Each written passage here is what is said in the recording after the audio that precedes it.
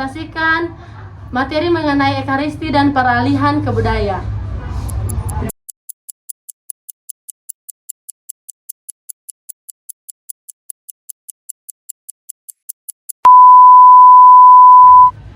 Arti Ekaristi.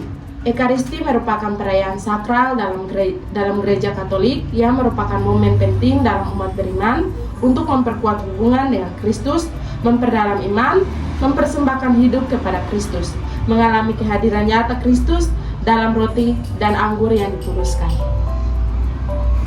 Ekaristi juga merupakan salah satu dari 7 sakramen gereja Katolik yang disebut sebagai sumber dan puncak kehidupan Kristiani. Karena melalui Ekaristi, umat Katolik menerima rahmat Allah secara nyata. Tetapi Ekaristi Katolik bukan hanya ritual, tetapi pusat kehidupan iman yang menghubungkan umat dengan Kristus, komunitas gereja, dan janji keselamatan. Berikutnya kita akan masuk dalam makna Ekaristi. Selanjutnya, makna Ekaristi. Makna yang dituliskan atau diproduksi bergeser dalam kinerja melalui representasi. Salah satu cara untuk mengilustrasikan bagaimana kinerja pergeseran Ekaristi melalui representasi dapat dilihat dalam pengalaman Anglikan baru-baru ini dalam menabiskan wanita menjadi imam.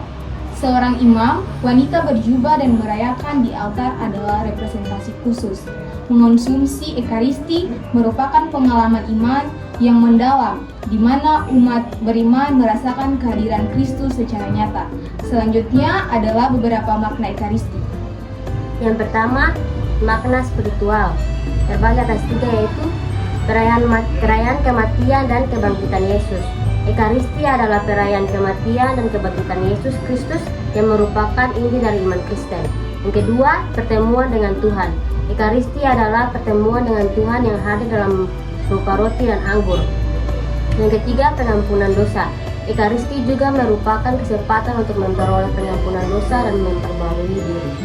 Nah teman-teman, makna yang kedua yaitu makna komunitas terbagi menjadi 3 bagian, yaitu perayaan komunitas, pengakuan iman, dan pengembangan kasih. Perayaan komunitas yaitu perayaan yang mengumpulkan umat Katolik dari berbagai latar belakang dan usia. Kemudian, pengakuan iman yaitu pengakuan yang diucapkan secara bersama-sama oleh umat Katolik. Dan yang ketiga, pengembangan kasih merupakan suatu kesempatan untuk mengembangkan kasih dan persatuan antara umat Katolik. Makna yang ketiga ialah makna liturgis. Terbagi menjadi 3 bagian: perayaan liturgis, penggunaan simbol, dan pengakuan syukur. Perayaan liturgis Ekaristis adalah perayaan liturgis yang memiliki struktur dan ritual yang khas. Yang kedua, penggunaan simbol. Ekaristis menggunakan simbol-simbol seperti roti, anggur, dan air untuk mengungkapkan makna yang lebih dalam. Yang ketiga, pengakuan syukur. Ekaristi juga merupakan pengakuan syukur kepada Tuhan atas segala yang telah Yang keempat, makna pribadi terbagi atas 3 bagian. Yang pertama, pengalaman spiritual. Ekaristi dapat menjadi pengalaman spiritual yang mendalam dan pribadi bagi umat Katolik. Yang kedua, pengembangan iman. Ekaristi dapat membantu mengembangkan iman dan memperkuat hubungan dengan Tuhan. Yang ketiga, pengampunan dosa pribadi. Ekaristi juga dapat menjadi kesempatan untuk memperoleh pengampunan dosa pribadi dan memperbaiki diri. Yang ini kita masuk dalam makna yang kelima, yaitu perayaan kurban Kristus. Ekaristi bukan sekedar perjamuan biasa, tetapi memperingati dan menghadirkan kembali pengorbanan Yesus di kayu salib dalam setiap misa. Umat Katolik percaya bahwa tubuh dan darah Kristus benar-benar hadir. Perubahan roti dan anggur dalam doktrin Katolik. Roti dan anggur yang dikonsekrasikan oleh imam benar-benar berubah menjadi tubuh dan darah Kristus.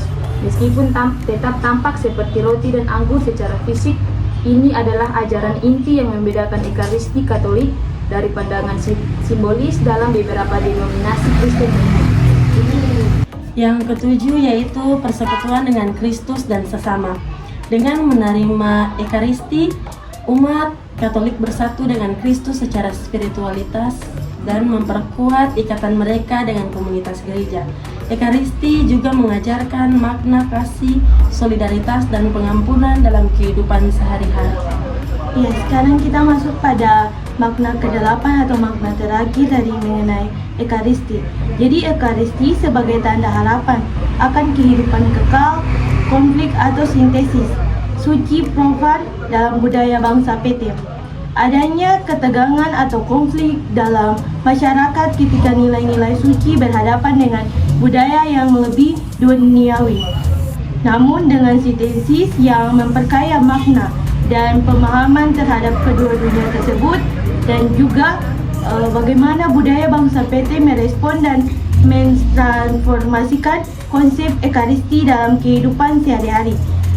Kemudian menciptakan ruang di mana nilai suci dan profan saling berinteraksi dan berkontribusi satu sama lain. Dengan demikian, Ekaristi memiliki makna yang sangat mendalam dan kaya, baik secara spiritual, komunitas, liturgis, maupun pribadi. Selanjutnya kita akan masuk dalam alasan adanya makna. Salah satu alasan untuk ini adalah bahwa sementara produksi menuliskan makna ini tidak selalu ditetapkan melalui proses produktif. Makna yang dituliskan atau diproduksi berdasar dalam kinerja melalui representasi. Oleh karena itu, kinerja menyiratkan pemberlakuan tertentu. Representasi mengartikulasikan makna bertulis dengan menghubungkannya ke berbagai penanda kode. Ya, selanjutnya kita masuk pada pelaksanaan.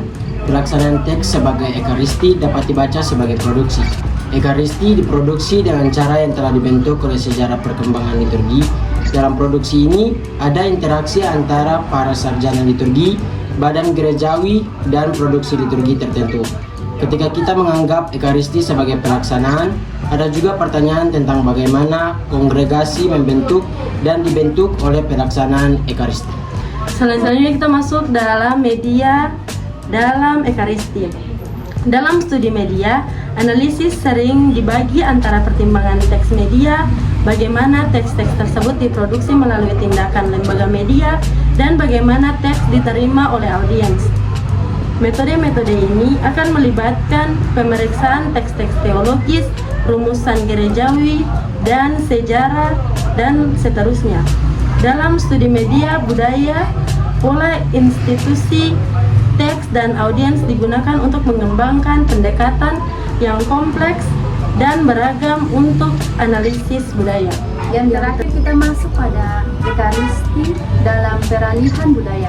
Ekaristi dari peralihan ke budaya bisa mengarah pada pemahaman bagaimana Ekaristi sebagai inti dari kehidupan iman Katolik dipengaruhi dan beradaptasi dalam konteks budaya lokal seperti budaya basal PT yang mungkin menggambarkan sebuah situasi atau simbol kehidupan sehari-hari yang lebih sederhana atau lebih erat dengan tradisi masyarakat. Jadi pokok ini mengarah pada bagaimana Ekaristi bisa menjadi pengalaman yang lebih hidup dan relevan dalam setiap budaya, memperlihatkan keindahan transisi antara tradisi gereja dengan tradisi lokal. Sekian presentasi dari kelompok kami. Jangan lupa like, subscribe, and share.